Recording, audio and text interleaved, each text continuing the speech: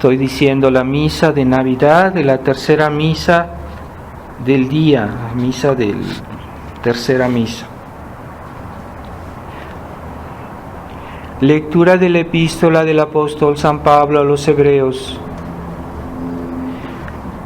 Dios, que en otro tiempo habló a nuestros padres diversas veces y de muchas maneras por los profetas, últimamente en nuestros días nos ha hablado por su Hijo, a quien constituyó heredero de todo, por quien también hizo los siglos, el cual, como sea resplandor de su gloria e imagen de su naturaleza, y como sostenga todas las cosas con su poderosa palabra, después de purificar de los pecados, está sentado a la diestra de la majestad en las alturas, tanto más excelente que los ángeles, cuanto heredó más aventajado nombre que ellos. Porque ¿a cuál de los ángeles dijo jamás: tú eres mi hijo, y yo te he engendrado hoy? Y otra vez: yo seré su padre, y él será mi hijo. Y otra vez, al introducir a su primogénito en el mundo, dice: adórenlo todos los ángeles de Dios. De los ángeles dice la Escritura: Dios hace a sus ángeles espíritus, y a sus ministros llama de fuego. Mas al Hijo le dice: tu trono, oh Dios, permanecerá para siempre. Cetro justo es el cetro de tu reino. Amaste la justicia y aborreciste la maldad.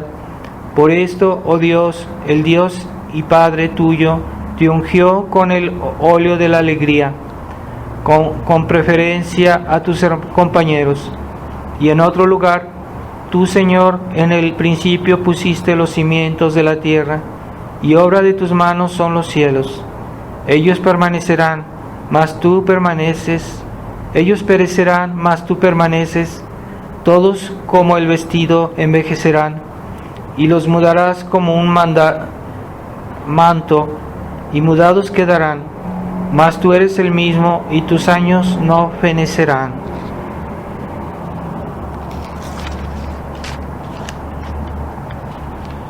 Comienzo del Santo Evangelio según San Juan. En el principio era el Verbo, y el Verbo estaba en Dios, y el Verbo era Dios. Él estaba desde el principio en Dios. Por Él fueron hechas todas las cosas, y sin Él nada se hizo de cuanto ha sido hecho. En Él estaba la vida, y la vida era la luz de los hombres.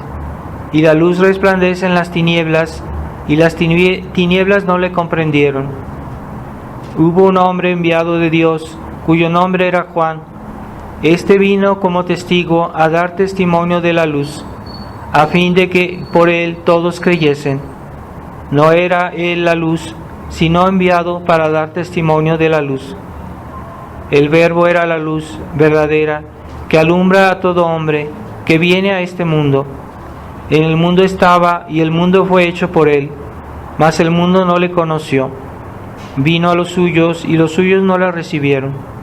Pero a cuantos le recibieron, a los que creen en su nombre, dióles el poder de llegar a ser hijos de Dios, los cuales no nacen de la sangre, ni de la concupiscencia de la carne, ni de la voluntad de varón, sino de Dios. Y el Verbo se hizo carne y habitó entre nosotros, y vimos su gloria como la del Hijo unigénito del Padre, lleno de gracia y de verdad.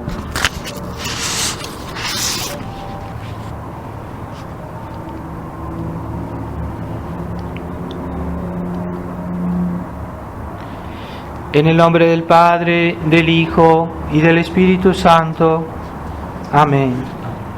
Ave María Purísima. Estimados hermanos, estamos en la tercera misa de este día de Navidad. Este día de Navidad el sacerdote puede decir 3 misas.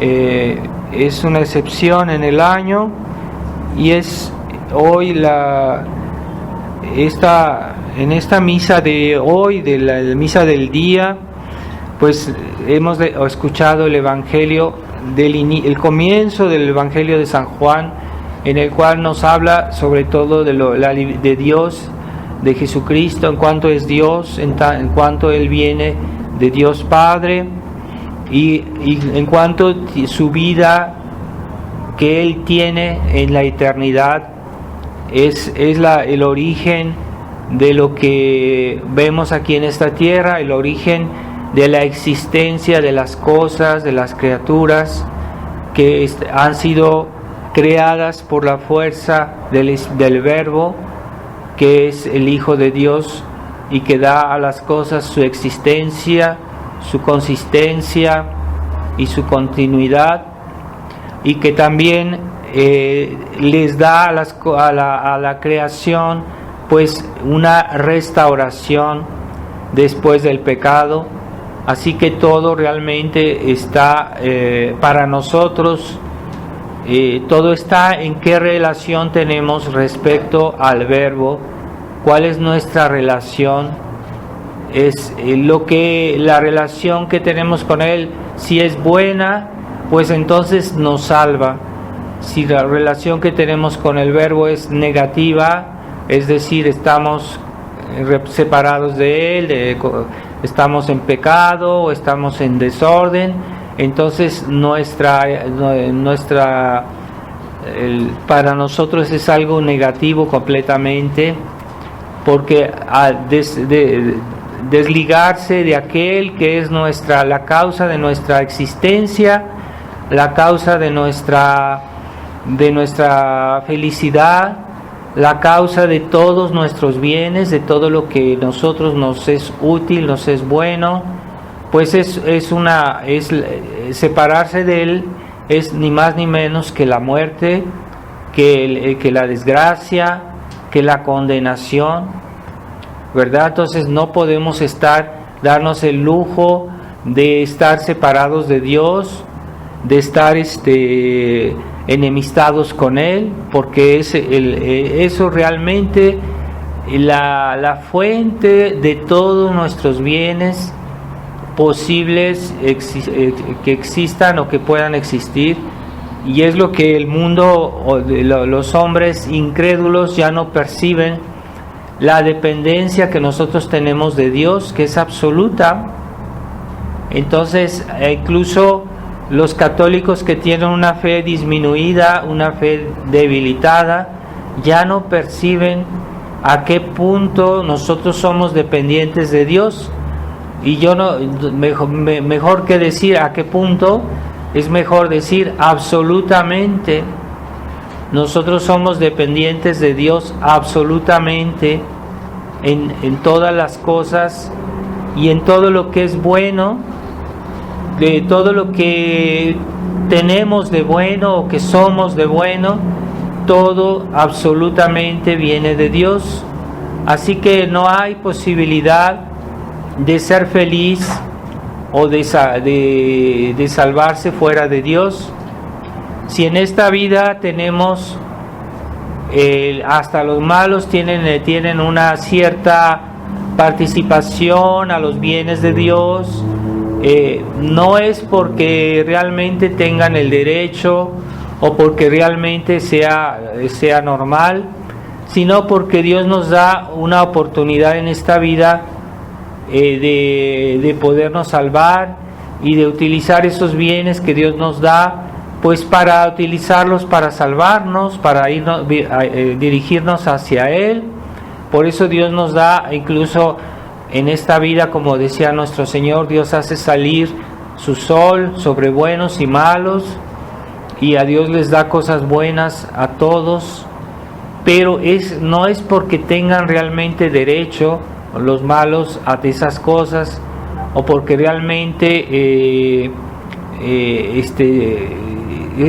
sea normal, sino porque Dios en su bondad nos da esta oportunidad, que es esta vida, para que realmente nos salvemos y que utilicemos esos medios, esos bienes que Dios nos da en esta vida para dirigirlos hacia Él.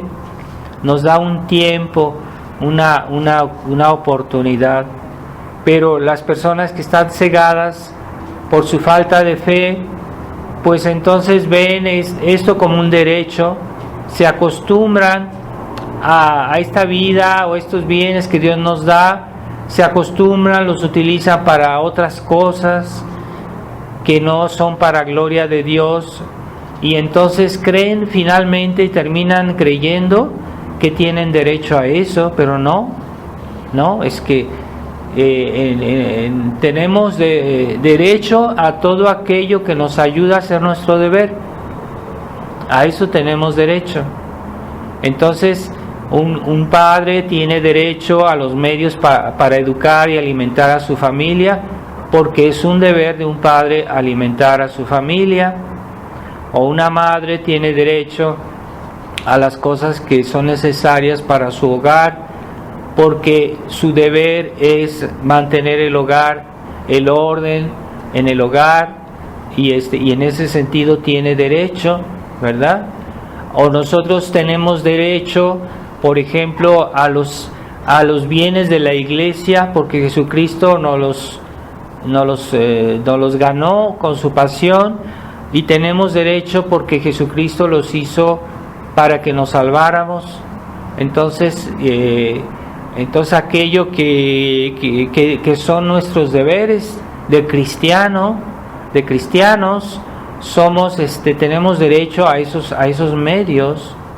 Por ejemplo, los fieles de un sacerdote pueden pedir, tienen el derecho de confesarse, tiene el derecho de tener la misa, etcétera, pero porque Dios les dio el deber antes de ir a misa, porque Dios les dio el deber de confesarse, de hacer sus deberes de cristianos, por eso tienen derecho.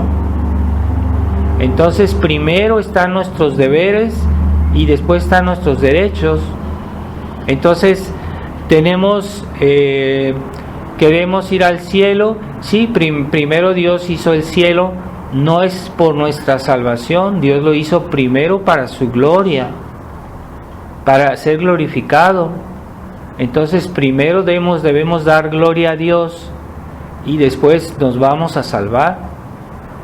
En el cielo, ¿qué hacen los santos? ¿Qué hacen los ángeles? Pues dan gloria a Dios.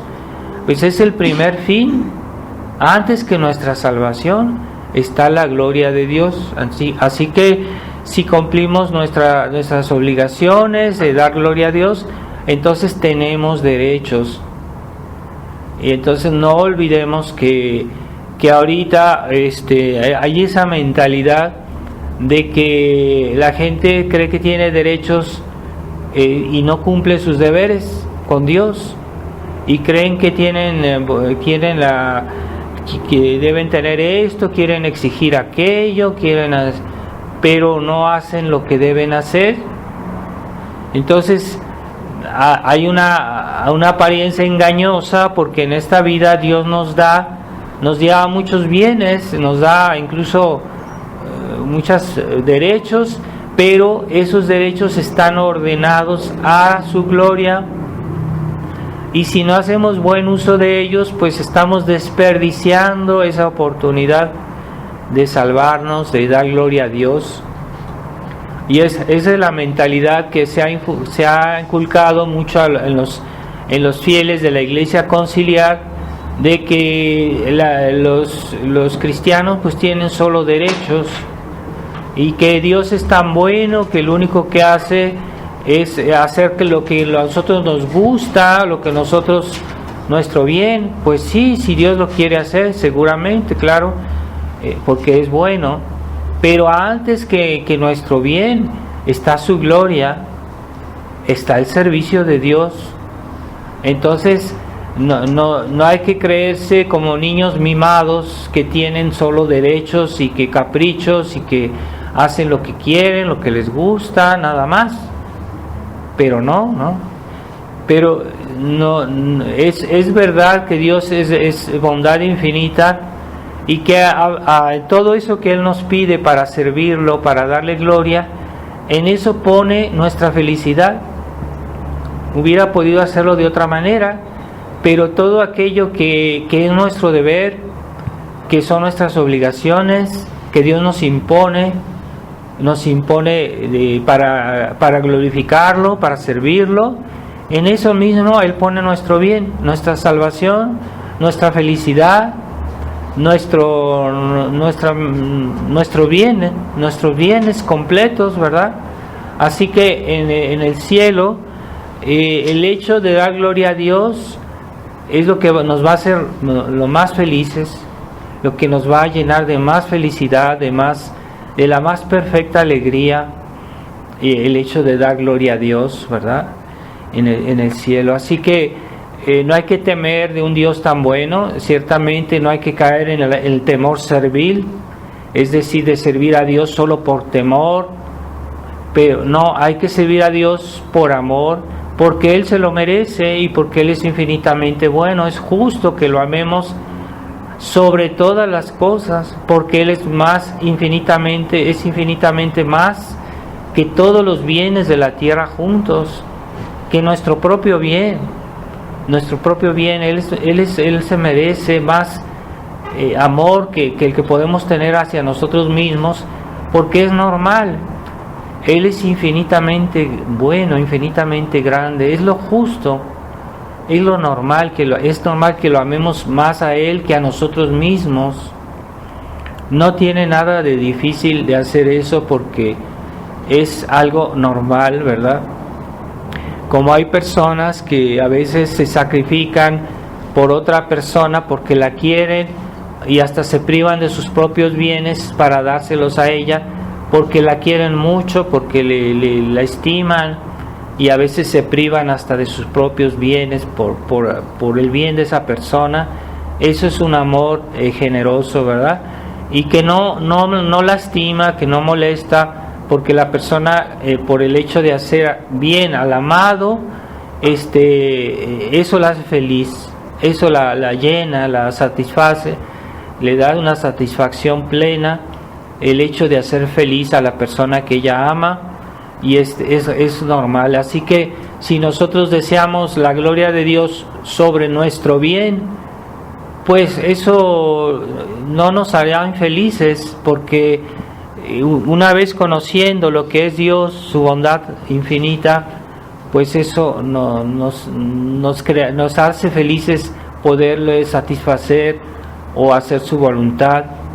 Pero si uno no tiene una idea de la bondad de Dios, la grandeza de Dios, de la perfección de Dios, entonces el servir a Dios se vuelve un peso, se vuelve una cosa aburrida, se vuelve una cosa que nos parece como perder el tiempo, porque hay personas que rezan y dicen que les parece aburrido rezar, o que les pesa mucho decir el rosario, o que les parece perder el tiempo cuando dicen el rosario. Dicen, no hay otras cosas que hacer, ¿por qué estar ahí diciendo del rosario de rodillas?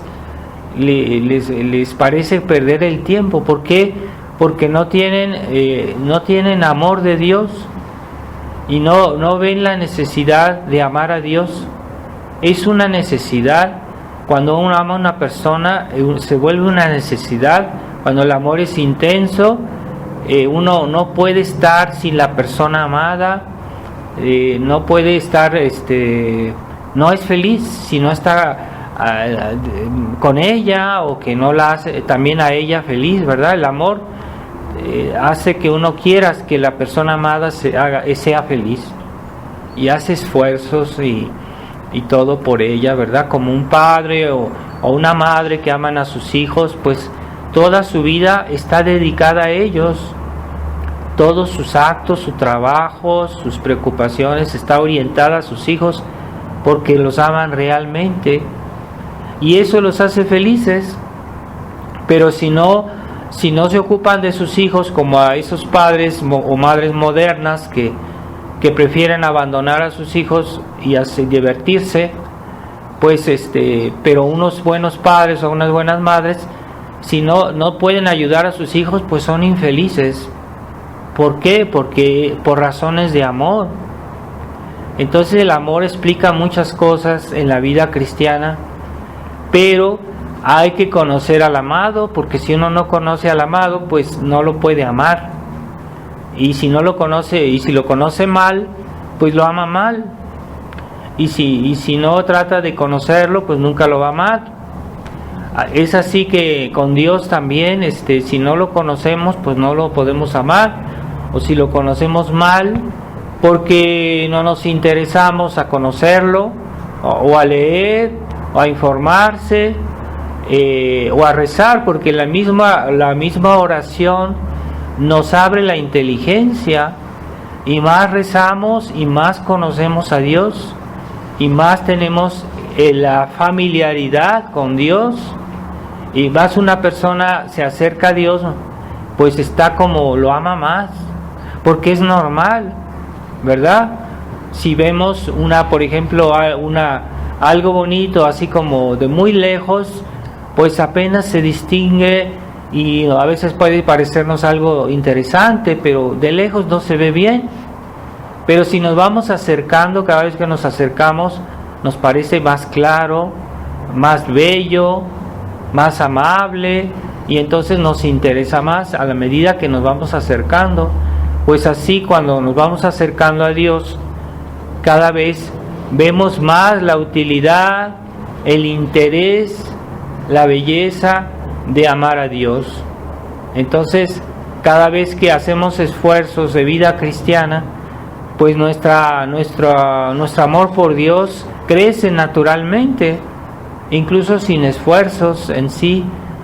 Aquellas personas que rezan bien, que hacen esfuerzos por rezar mejor, entonces cada vez esa oración se vuelve más fácil, más agradable, se vuelve un placer.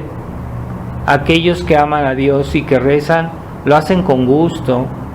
No es como esos niños que su mamá le dice, ve a rezar, y el niño dice, que no tengo ganas después, o si está rezando lo hace con mala cara, como molesto, lo hace por obligación, o para él es un peso. Bueno, es que a ese niño no le han inculcado bien el espíritu de oración, o no tiene el ejemplo de sus padres, que es muchas veces basta que una madre sea muy piadosa, que rece bien, y los niños les atrae la oración. Dicen, ella se ve que está rezando con gusto, que le gusta rezar, que lo hace bien. Entonces los niños solitos piden o se acercan a rezar porque ven que en sus padres hay un buen ejemplo y lo hacen con placer. Así que las personas que aman a Dios, que sirven a Dios generosamente, pues son un medio para conocer a Dios, porque hay personas que se convierten de su mala vida porque ven un buen cristiano que les da el buen ejemplo, que ama a Dios y que es feliz de amar a Dios, servir a Dios. Entonces hay personas que se convierten por eso, por ver que hay otras personas que aman a Dios. Así que el amor se comunica, se contagia, por decirlo así. Cuando uno ve a personas buenas, uno tiene esa motivación de amar a Dios. Así, por ejemplo, los santos, cuando estaban en el mundo, mucha gente era atraída y se acercaba a Dios nada más por el ejemplo de los santos, y en ellos conocían mejor a Dios, porque una persona que está cerca de Dios es como un reflejo de Dios. Así que queremos conocer a Dios, pues a veces lo conocemos por medio de las buenas personas, y en ellas conocemos a Dios porque decimos, no, si esta persona es así, quiere decir que Dios debe ser muy bueno, debe ser algo importante, algo que atrayente.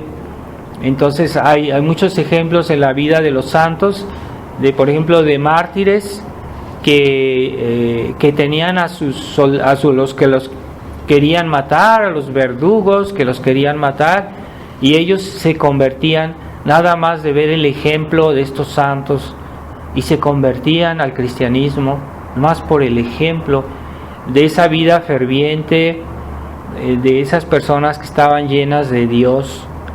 Entonces, si hoy hay tanta incredulidad es porque ya no hay santos, ya no hay almas santas, o son muy raras, o se esconden.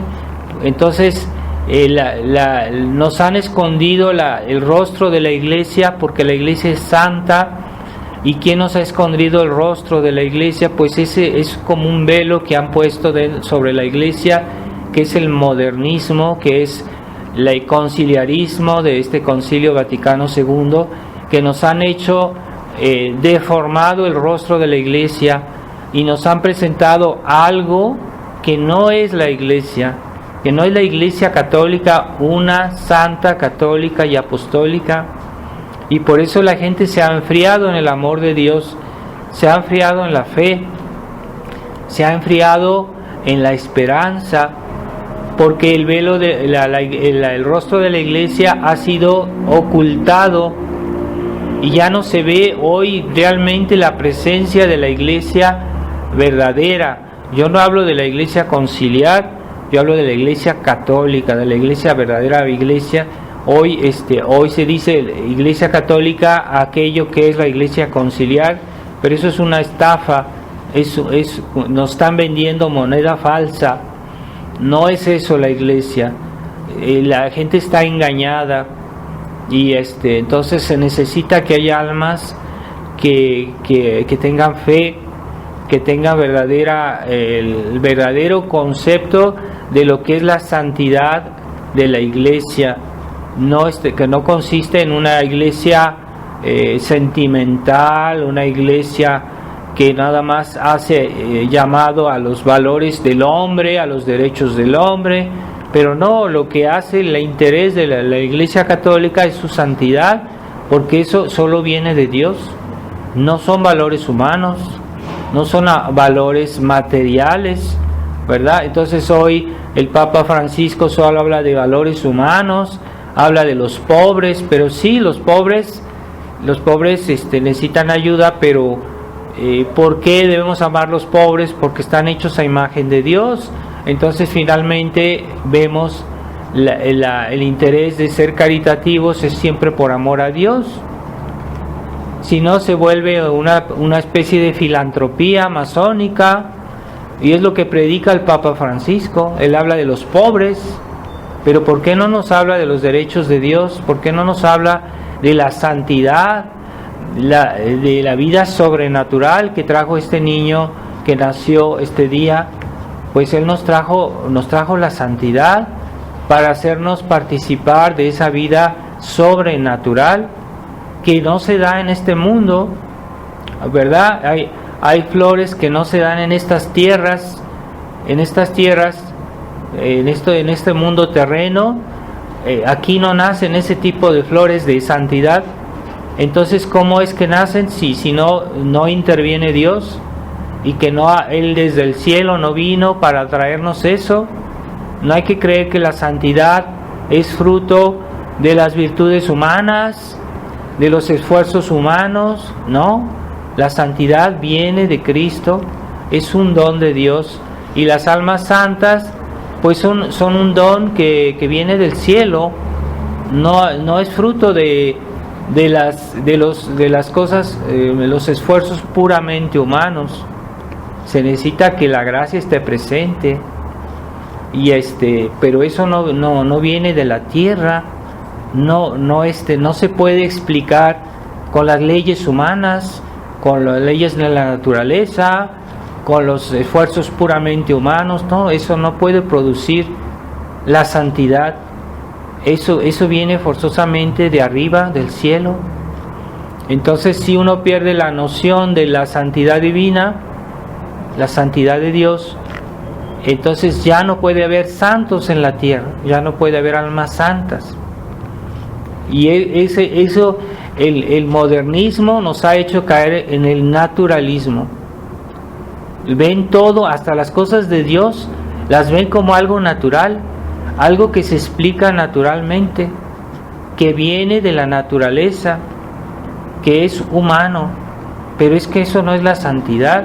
La santidad es ya participar a la vida divina, a lo que es Dios, que está arriba de todas las cosas terrenas, humanas también.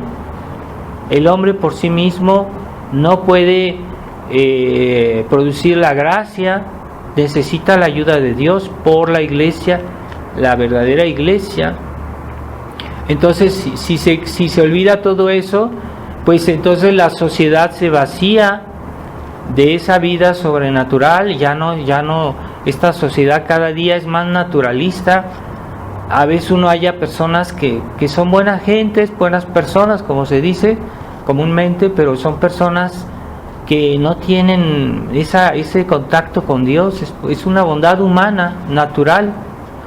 Esa bondad puramente humana no merece el cielo, no puede merecer el cielo. Para merecer el cielo hay que tener un mérito sobrenatural. Y si no hay ese mérito sobrenatural, no se puede merecer el cielo. Aunque ayudáramos a todos los enfermos, aunque ayudáramos a todos los pobres de la tierra y les diéramos de comer, les diéramos de qué vestir, que no les faltara nada, aunque hiciéramos todo eso, pero no lo hacemos por motivos sobrenaturales, por caridad sobrenatural, pues eso no puede llevarnos al cielo, porque el mérito sobrenatural es el que nos hace merecer a Dios, el que en el cielo tengamos la posibilidad de poseer a Dios. Pero con cosas naturales no se puede pagar algo tan grande, no se puede merecer la posesión de Dios con méritos humanos, puramente humanos, no. Se necesita la vida de Dios, se necesita la gracia para que nuestros actos puedan merecer algo divino, algo que es intrínsecamente divino. Se necesita tener un mérito sobrenatural, pero todos los méritos naturales que ustedes puedan imaginar no nos pueden merecer la posesión de Dios. Aunque hiciéramos todas las cosas más buenas, esa es la filantropía que hoy se predica, ¿no? Se habla de respeto al prójimo, se habla de eso, pero no es por amor a Dios, es simplemente por amor al hombre sin Dios. Eso no es meritorio del cielo, no me puede merecer el cielo de ninguna manera. Por más caridad que hiciéramos a los demás, todo lo que podamos imaginar se queda a nivel humano. No se puede comprar el cielo con una moneda natural. Tiene que ser algo sobrenatural. Y eso mérito sobrenatural es la gracia. Si tenemos la gracia de Dios, podemos ir al cielo, porque esa gracia es algo divino, no es algo natural, no es algo humano. Esa gracia, ¿quién la pagó?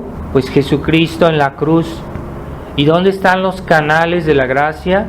Pues son los sacramentos, la Santa Misa. Ahí están los canales, por ahí recibimos la gracia. Pues es algo precioso la gracia, aunque sea invisible. Hoy la gente la desprecia porque la gente quiere cosas sensibles, cosas visibles, cosas palpables, materiales. Perdieron la noción de la gracia, y por eso el hombre hoy que se cree mucho, porque tiene la tecnología, porque tiene riquezas, lo que fuera, pues nunca ha sido tan miserable como hoy. La miseria espiritual es peor que la miseria material, ¿verdad? Un hombre pobre que ama a Dios, que sirve a Dios, es más rico que un millonario que tiene todas las riquezas del mundo, pero que no tiene a Dios. Ese millonario es un miserable, es miserable porque la miseria espiritual es más grave, la miseria espiritual, que la miseria material. Entonces hay personas que se desviven por ayudar a los pobres. No es algo malo ayudar a los pobres, pero es más importante hoy ayudar a salvar la tradición. Por ejemplo, porque ahorita la tradición de la Iglesia, que es realmente la Iglesia católica, necesita personas que quieran rescatarla, porque la fe se pierde en el mundo, se pierde la tradición. Entonces se necesita personas que se interesen por rescatar esos valores de la tradición, porque se están perdiendo, están desapareciendo. Eso es la esperanza del mundo, es esa pequeña flama que nosotros conservamos en nuestros medios de la tradición, esa flama de la fe, esa flama de la gracia, esa flama de los verdaderos sacramentos, no los sacramentos conciliares que ya ni sabemos si dan la gracia, son dudosos. Entonces yo no puedo aconsejar a los fieles que vayan a la nueva misa, no, porque yo sé que la nueva misa no está bien y no puede ser. Entonces queremos que Dios nos tome en cuenta, pues debemos someternos al plan.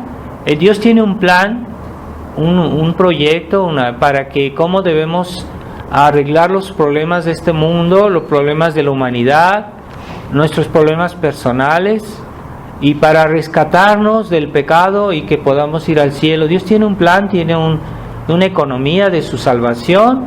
Hay que respetar esas reglas. Entonces hoy mucha gente no quiere someterse a las leyes de Dios. No solo los 10 mandamientos, no. ¿Cómo hay que hacer para salvarse? ¿Cuáles son los medios de salvarse? Pues también esos son leyes de Dios, ¿verdad?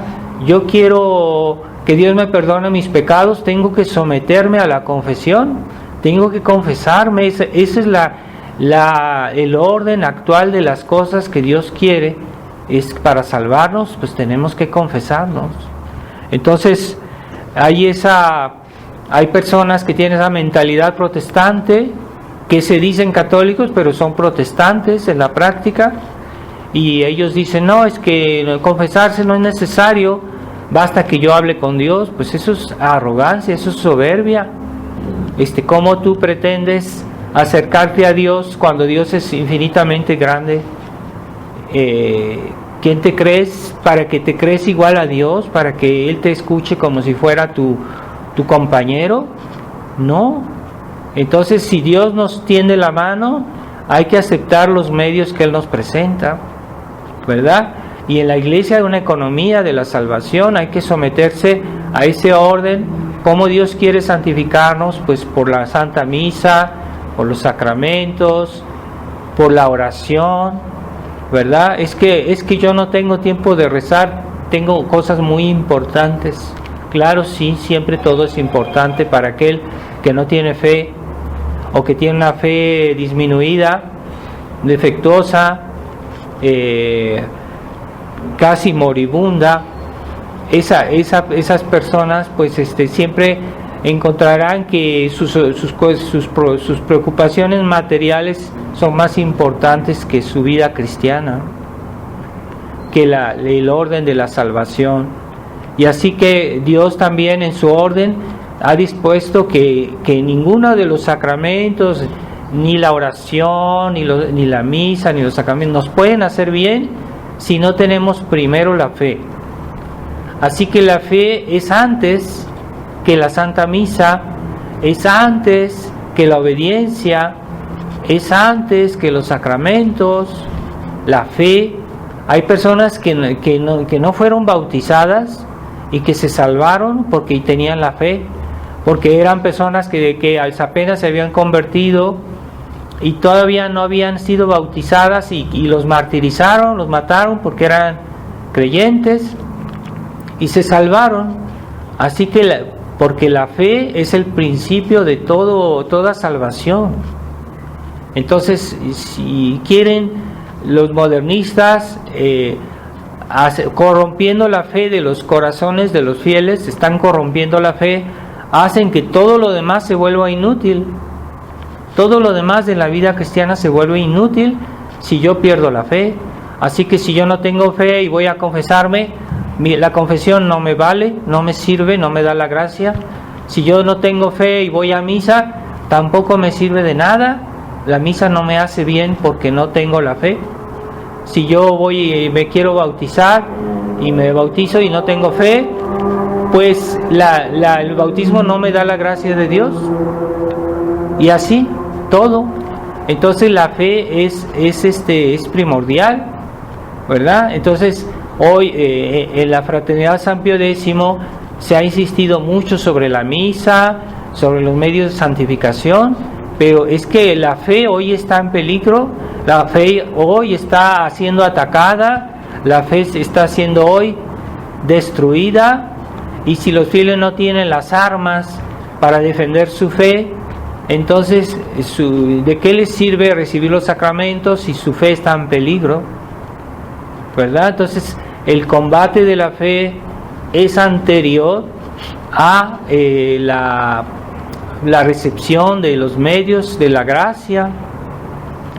Entonces así también el que tiene la fe por el hecho mismo se vuelve un guerrero de Dios, porque por el hecho de creer en Dios somos guerreros de Dios, porque estamos contra lo que no es Dios, lo que es pecado, lo que ofende a Dios. Una persona que cree en Dios, que ama a Dios, por el hecho mismo está combatiendo todo lo malo que hay en sí mismo o en el mundo, los tres enemigos del alma, los enemigos de la iglesia, todos aquellos que hoy combaten a la iglesia de una manera abierta o encubierta. Hay que combatir esos enemigos también. Entonces, si en la fraternidad se insiste mucho sobre la piedad, sobre la Santa Misa, bueno, en sí es algo bueno, pero no es suficiente. Necesitamos primero detestar el pecado. Si yo no quito el pecado de mi corazón, ¿cómo me voy a acercar a la comunión? ¿Cómo voy a acercarme a la confesión? ¿Cómo voy a acercarme al bautismo? Tengo que desechar el mal. Entonces, ya desde el primer instante que yo acepto la fe, yo soy enemigo del pecado, del demonio, del mundo, de la carne y todos los enemigos de Dios, que hoy son todopoderosos en este mundo, que hacen lo que quieren, porque ya no hay resistencia. Los católicos ya no tienen fe, no tienen fe, viven como paganos, pero sí, el nombre de cristianos lo están usurpando y lo están ensuciando, porque su actitud no corresponde a lo que deberían ser. Entonces hoy delante del mundo y delante de los paganos, pues el catolicismo, lo que ellos ven como catolicismo, pues es una vergüenza. ¿Cómo se van a convertir así?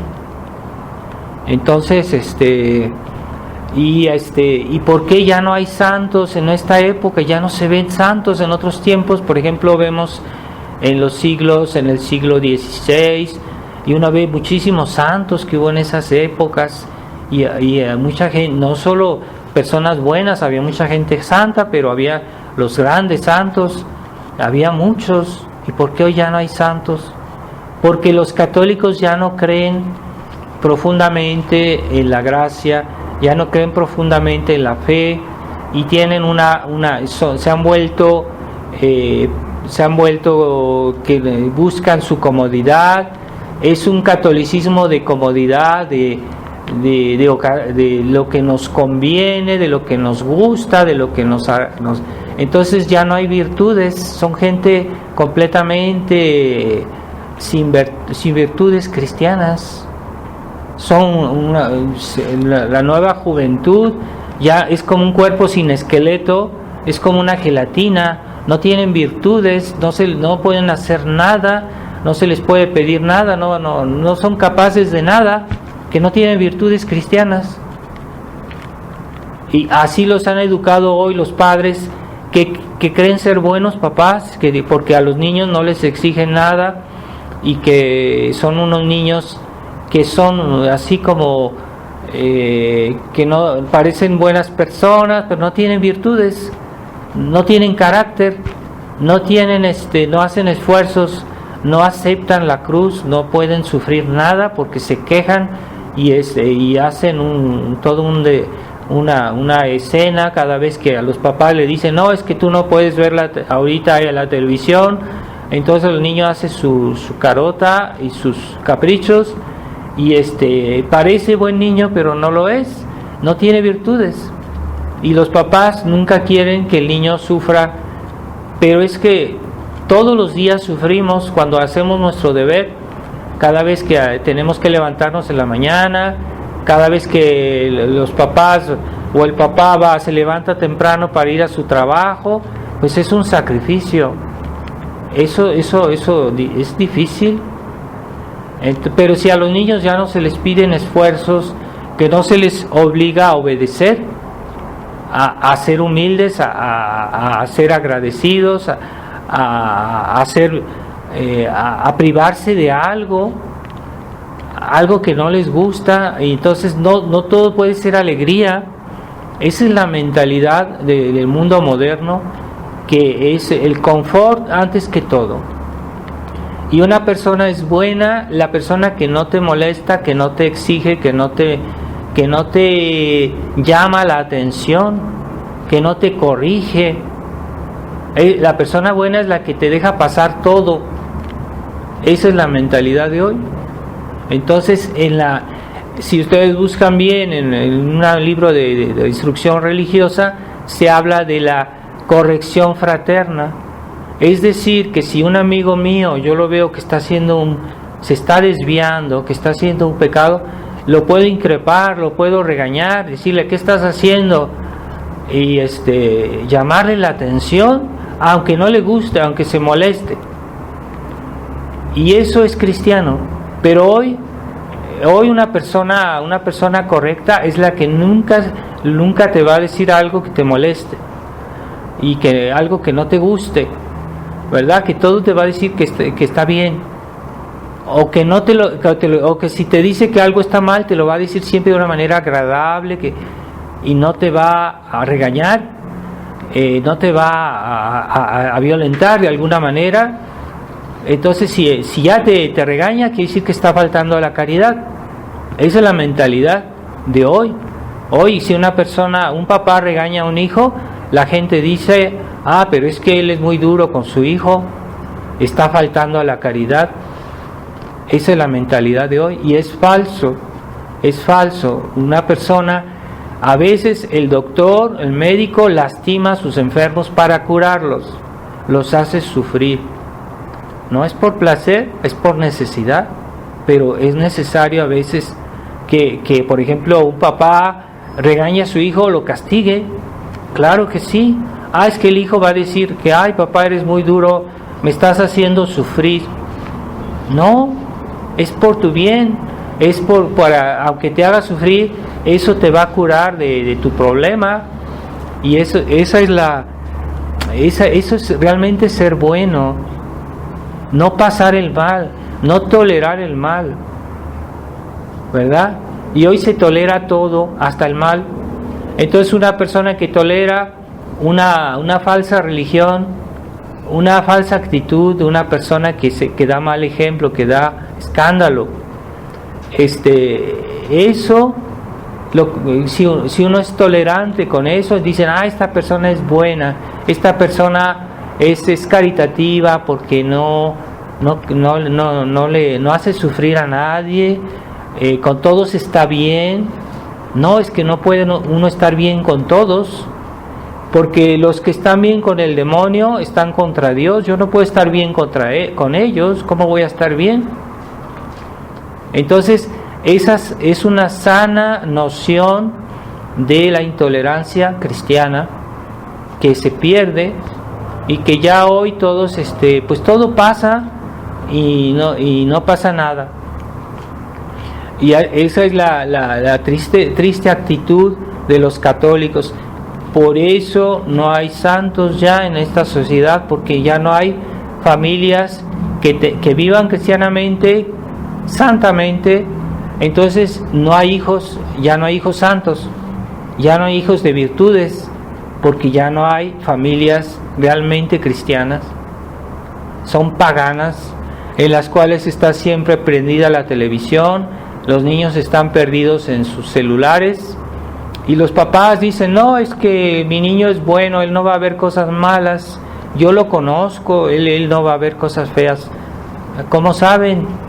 El niño por atrás, siempre hay esa curiosidad un poco maligna en los hombres, en todos, y decir, bueno, voy a ver nomás poquito esto, y ya están viendo cosas malas. Pero aunque no fueran cosas malas, el hecho de estar inmersos en cosas inútiles o que no tienen mucha importancia todo el día, les hace olvidar sus oraciones, les hace olvidar sus deberes, les hace olvidar que lo más importante no es la distracción, es el servicio de Dios, y entonces pierden el contacto con Dios. Entonces es como un cristiano que solo tiene la cáscara, y el contenido, ¿dónde está? ¿Dónde está el contenido de la vida cristiana? ¿Tienes virtudes? ¿Sabes hacer tus obligaciones? ¿Sabes practicar la paciencia? ¿Sabes a practicar la modestia? ¿Verdad? Las familias disque católicas, y las niñas se visten con pantalones, se visten con faldas muy cortas, se visten con ropa muy cerrada, y esas son familias cristianas. Esas mujeres, esas niñas están, sabiéndolo o no, están suscitando en el prójimo malos deseos, malos pensamientos. Es una actitud que puede suscitar en el prójimo pecados mortales, y ellos ni cuenta se dan. Entonces eso es santidad, eso es una familia cristiana. Entonces, como están acostumbrados a pactizar con el mundo, ¿cómo quieren que haya santidad? Los santos eran lo que más se preocupaban, es que ver si en su vida había algo que era un compromiso con el mal, aunque fuera pequeño, ¿verdad? Y quizá, como decía San Juan de la Cruz, un pajarito por sí mismo puede volar muy alto, pero si yo uso un hilito, aunque fuera muy delgadito, que no pesa nada, con ese hilito yo lo ato en una patita, ese pajarito ya no va a poder volar, aunque sea un hilito muy pequeño. Quiere decir que si nosotros realmente no estamos completamente desapegados del mal, del pecado, del mundo, nunca podemos volar, nunca podemos santificarnos realmente. La verdadera santidad implica un don absoluto. Y si hay, yo le doy a Dios el 99.9%, y voy a guardar algo para algo que no es justo, que es pecado, pues es suficiente para que yo no me pueda santificar. Dios quiere el don absoluto, y hoy ya no se quiere hablar de nada absoluto en este mundo. Por eso en la vida cristiana ya no hay santos, en los católicos. Por eso es un desastre, este siglo es un desastre. En la historia de la iglesia nunca había sido la iglesia tan estéril. Fijémonos toda la historia de la iglesia en los 20 siglos que tiene la iglesia, pues en todos los siglos hubo muchos santos, hubo mucho cristianismo a pesar de todo.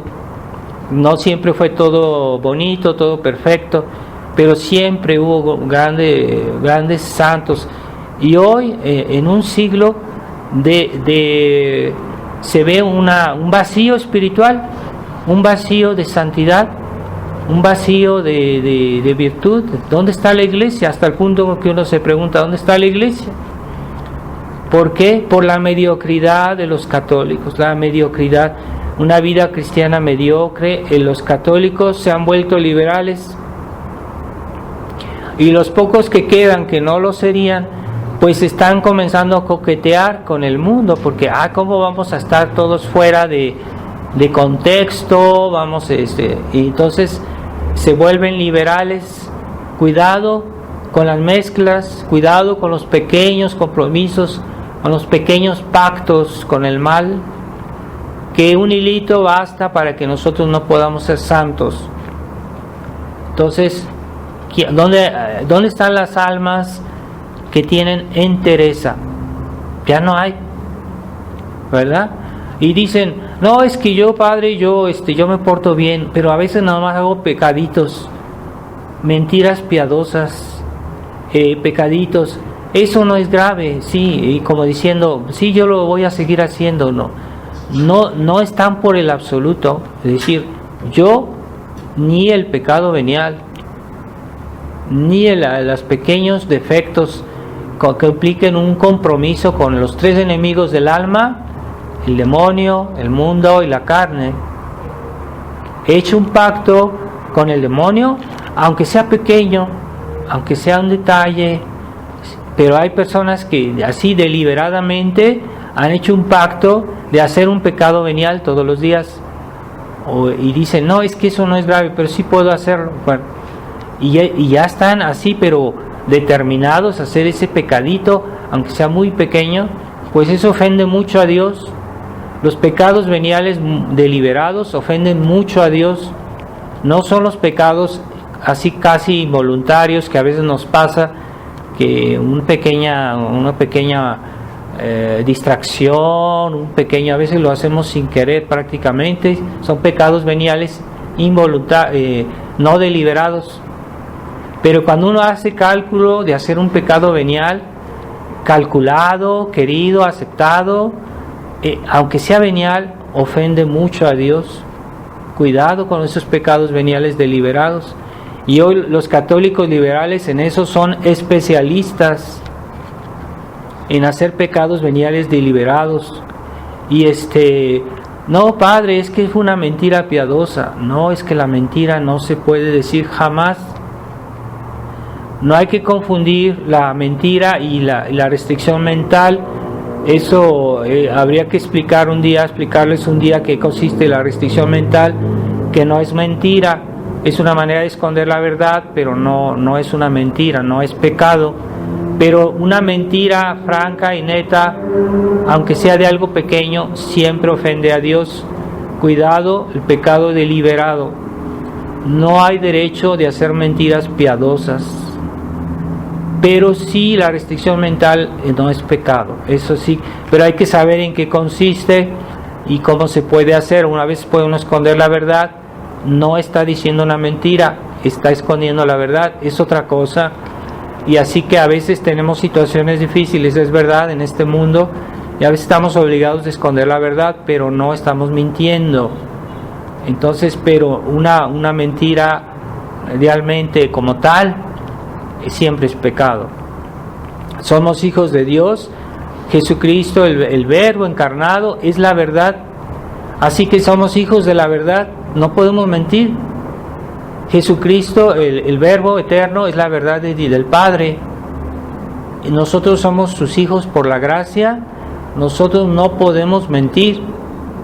Y si nos mentimos, nos hacemos hijos indignos de Jesucristo, del Verbo. Así que no hay que jugar con eso. La verdad es muy importante, y hoy hay gente que está acostumbrada a mentir como respira. Entonces eso es muy, muy horrible. Esa mentalidad de compromiso con el mal, con el pecado, aunque sean cosas pequeñas, ofende mucho a Dios, diciendo, eso no es pecado grave, entonces sí lo voy a hacer. Por eso la santidad es propia de personas muy exigentes, que dicen, no, es que tú eres muy perfeccionista. Pues Dios es perfeccionista al extremo, Dios es perfeccionista al extremo. O sea, vean las obras de Dios, cómo son perfectas, y todas las flores, todas las plantas que Él hace son perfectas.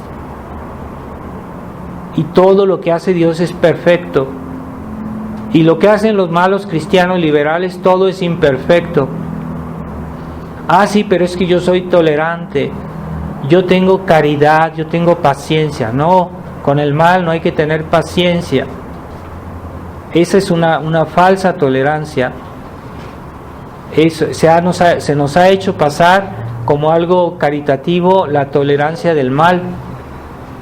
No, eso no es caridad, eso es complicidad con el mal, no es caridad. Y hoy la gente dice, una persona exigente, es que es mala, porque es exigente, es mala, no tiene caridad. Y ya que una persona aquí es un poquito exigente en algo que dice o que pide, lo empiezan a mirar mal y a decir, esta persona es una persona difícil, es una persona que no está bien. No hay que dejarse impresionar por ese respeto humano que hoy por todos lados está presente. Y vamos a pedirle a nuestro Señor que nos dé un corazón recto, porque una persona recta no soporta el pecado. Una persona recta, tengamos un sentido claro de lo que es la verdad, de lo que es el bien, de lo que es lo justo, la justicia. Y una persona que tiene bien claras esas ideas no peca porque dice, yo no puedo hacer deliberadamente algo que está mal, eso me repugna, no me molesta, porque yo soy del bien, yo soy de Dios, yo sirvo a Dios, ¿verdad? Por eso la Virgen María, que era inmaculada y su corazón era inmaculado, por eso fue hecha digna de ser la Madre de Dios, porque Dios en ella no encontró ninguna cosa oscura o viciosa o torcida, ¿verdad? Entonces, oye, hay gente que trabaja, en sus trabajos se la pasan con cosas torcidas, con mentiras, y todo su trabajo, sus cosas que hacen para ganar su vida, todo está así, todo amañado. Es una manera de vivir, ya se les parece normal vivir en eso, en esa mentalidad de la mentira, de lo torcido, de las astucias que no son rectas. Entonces vamos a pedirle a Nuestra Señora que este niño que nació hoy, que realmente para poseer a ese niño, para estar con él, hay que tener un corazón recto. Y en el cielo nadie entra en el cielo si no tiene un corazón recto. Y si no lo tiene recto, pues va a pasar por el purgatorio. Son sufrimientos terribles, para enderezar esos corazones que en esta vida no quisieron purificarse de todo lo que estaba incorrecto, que fuera malo. Y el purgatorio es una cosa tremenda, una cosa terrible. No hay que jugar con eso y decir, no, es que yo voy con que me salve, yo está bien, no, cuidado, el purgatorio es muy doloroso. Pero ¿por qué las almas en el purgatorio son purificadas con el fuego? Pues para enderezar sus sentimientos, todo eso que ellos en esta vida no quisieron enderezar o no quisieron expiar. Bueno, se expía en el purgatorio. En el cielo no entra nada que sea un poquito torcido, un poquito mentira piadosa, no entra al cielo. Así que vamos a pedirle a la Virgen María, a esos que fueron dignos de ver al niño Jesús, tal vez eran almas muy limpias, por eso Dios les permitió verlo ese día en Belén, almas inocentes, por eso tuvieron esa gracia. Pidámosle a ellos que nos ayuden a ir a seguir la estrella y ir a escuchar la llamada de los ángeles, porque tenemos un corazón generoso y que quiere hacer las cosas según tal como Dios lo manda, como Dios nos lo pide. Ave María Purísima, en el nombre del Padre, del Hijo y del Espíritu Santo. Amén.